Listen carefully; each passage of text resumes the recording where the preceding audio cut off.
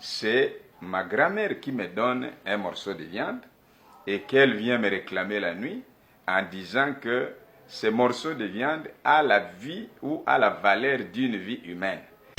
Un sorcier ou une sorcière n'a pas de pitié.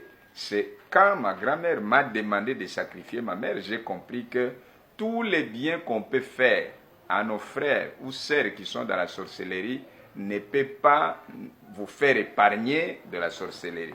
Et moi j'ai dit, oui, grand-mère, vous pouvez prendre ma mère. Ma grand-mère a fait signe et environ 50 femmes sorcières sont venues former un cercle tout autour de moi. Alors, elles ont commencé à chanter et je crois que l'extrait de leur chanson est là parce que quand on parle du témoignage comme celui-ci, il faut souffrir qu'on vous dise exactement ce qui s'était passé. Oui. Alors, toutes les 50, chacune avait mis sa main à la fesse gauche. J'ai bu ce sang.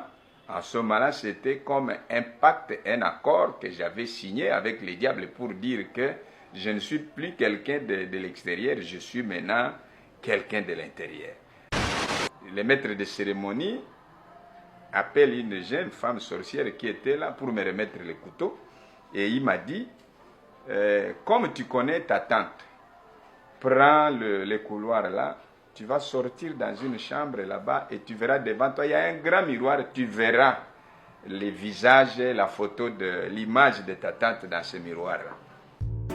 Sorciers du Cameroun, vous avez des grands sorciers de la RDC, de la Côte d'Ivoire, du Congo-Brazza, de Malawi, Zimbabwe, qui se retrouvent. Et là, on apprend qu'ils se retrouvent à un endroit au Cameroun qui s'appelle Ngokilituba. Alors, ils peuvent aussi aller se retrouver à l'embouchure du fleuve Congo. Ils peuvent aller au désert de Kalahari, comme vous venez de le dire, oui, sous les pyramides en Égypte. Vous savez, je ne sais pas si j'avais dit dans cette émission, oui, à un moment, le président Mobutu, sentant que le poids d'un grand pays comme le Zaïre à l'époque, la RDC aujourd'hui, il a compris que diriger tout seul comme ça, ce n'est pas moi qui l'ai dit, c'est le défunt Dominique Sakombi Inongo qui dit le président Mobutu, ça, il le dit clairement que le président Mobutu l'a chargé de contacter tous les grands sorciers du continent africain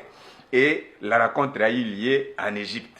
Et le problème était, la demande était qu'on leur donne la possibilité de rester longtemps possible au pouvoir.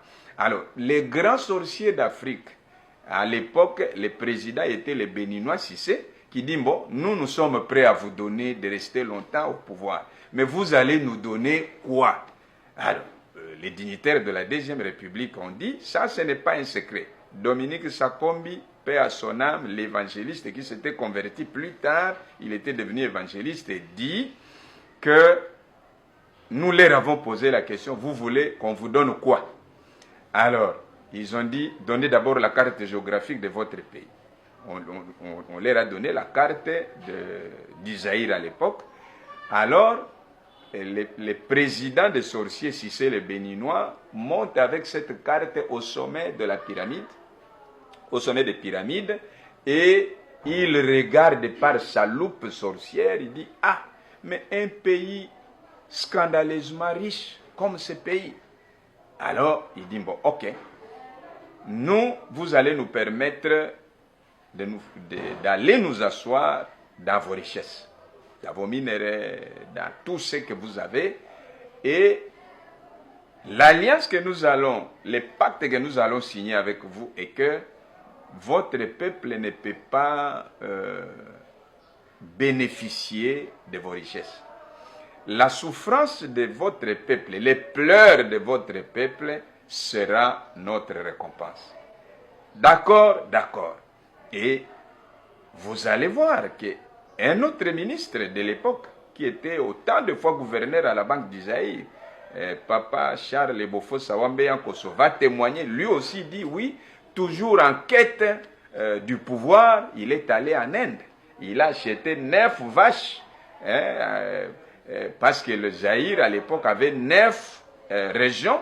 Alors il est allé enterrer la première vache, il l'a enterrée à Kinshasa, à la sortie de l'aéroport. Il est allé enterrer l'autre à Kisangani, l'autre à Lubumbashi, l'autre vache au Grand Kivu, l'autre vache au Kassa oriental, l'autre Kassa occidental, Congo central, les grands Bandundu, tout ça. Donc pour vous faire voir que si aujourd'hui, et ça c'est une vérité, peut-être nous avons toujours cherché, quand nous disons que la solution pour ce pays, pour l'émergence de notre pays, pour le développement de notre pays, ne passera pas par des tractations politiques. Ça passera par la parole de Dieu, par la repentance, par la délivrance. Parce que vous allez voir que le président de la République a dédicacé le pays. Nous avons dit à notre époque qu'il fallait d'abord passer par la délivrance du pays. Demander à Dieu de délivrer le Congo parce que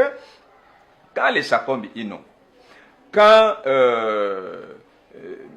les Dominique Sakombi, les Charles Bofo Sawambe Yankoso, le président Mobutu lui-même vont signer des pactes avec les sorciers sous les pyramides. C'est comme ça que beaucoup de gens qui ont reçu des révélations sur la délivrance de notre pays disent la solution, le nez du problème se trouve en Égypte.